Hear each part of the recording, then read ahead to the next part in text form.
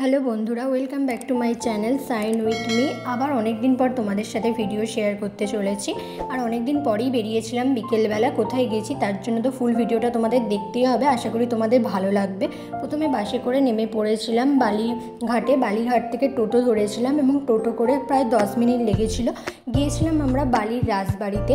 কম বেশি হয়তো সবাই তোমরা চেনো জায়গাটা, বা কেউ কেউ এখনও হয়তো যাওনি, তাদেরকে আমি সাজেস্ট করবো অবশ্যই যাবে। খুব শান্তি জায়গা একটা বলতে পারো, আর মন ভালো হয়ে যাবে। খুব শান্ত পরিবেশ এখানে। আর দেখতে পাচ্ছ শুধু যে মন্দির ছিল তা না, দুপাশে অনেক গার্ডেন মতো করা ছিল, ফুল গাছ, অনেক রকম গাছপালা লাগানো ছিল।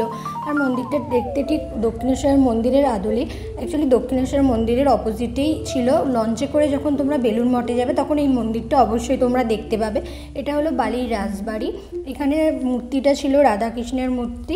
আর শুধু যে আমরা গেছিলাম তা না, অনেক ভিড়ও হয় বিকেলবেলা। সবাই প্রায় স্থানীয়রা আড্ডা দিতে আসে, সেটা তোমরা ভিডিওটা দেখতে পাবে।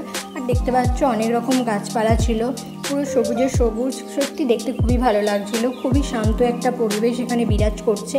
আর তোমরা যদি যাও এরকম ঘুরতে বা আড্ডা দিতে বন্ধুদের সাথে, সত্যিই ভালো লাগবে। খুবই ভালো একটা পরিবেশ। এত কটা মন্দির দেখতে পাচ্ছ, তার মধ্যে এটা মেন মন্দির। রাধাকৃষ্ণের যে বিগ্রহের মূর্তিটা আছে সেটা এই মন্দিরের ভেতরেই আছে, আর বাকি মন্দিরগুলোর সাজানো ছিল। আর এখানে দেখো বাচ্চারাও, যে বলছিলাম সবাই স্থানীয়রা আসে, সেরকম বাচ্চারা অনেকে খেলা করছিল। আর দেখতে পাচ্ছ যে বালির রাজবাড়িটা ঠিক ছিল গঙ্গার পাড়েই। দেখো গঙ্গাটা তো দেখা যাচ্ছে, আর গঙ্গার ধারটা ঠিক উঁচু করে বাঁধানো ছিল। ঘাটটা বন্ধ করে দিয়েছে যেহেতু কেউ যাতে নামতে না পারে। আর এই যে দেখতে পাচ্ছ মন্দিরের ভিতরে যেটা বলছিলাম, রাধাকৃষ্ণের বিগ্রহ আছে। এই যে রাধাকৃষ্ণের বিগ্রহ, অসম্ভব সুন্দর একটা মূর্তি এখানে আছে। আর যখন গেছিলাম তখন পুজো হচ্ছিল। আর তারপরে যে বললাম গঙ্গাটা উঁচু করে বাঁধানো ছিল, গঙ্গার পাড়টা। আর এই যে এটা হলো গঙ্গার সাইডের ভিউটা। সত্যি খুবই ভালো একটা পরিবেশ এখানটা লাগছিল। আর সবাই দেখতে পাচ্ছ আড্ডা দিচ্ছে। আর পুরো অনেকটা এরিয়া জুড়েই এই রাজবাড়িটা। আর দেখতে পাচ্ছ বললাম স্থানীয়রা সমস্ত আড্ডা দিতে আসে বিকেলবেলা। আর গঙ্গার পাড়ে বসতে কার না ভালো লাগে, সেই রকম সবাই মিলে আড্ডা দিচ্ছে।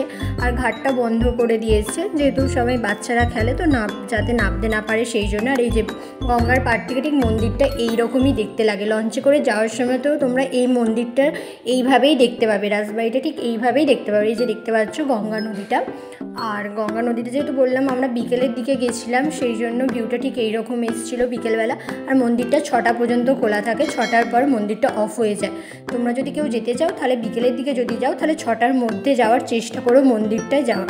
আর সেখান থেকে বেরিয়ে আমরা চলে গেছিলাম বেলুড় মঠে। বেলুড়ে গেছিলাম। বেলুড় মঠে গিয়ে বেলুড় থেকে হয়ে লঞ্চে করে আমরা দক্ষিণেশ্বর ফিরি এবং দক্ষিণেশ্বর থেকে বাড়ি ফিরি।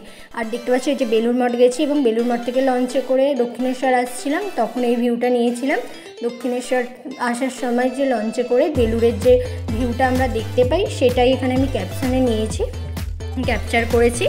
আর এই যে এইভাবেই বাড়ি ফিরে চলে এলাম। Thank you.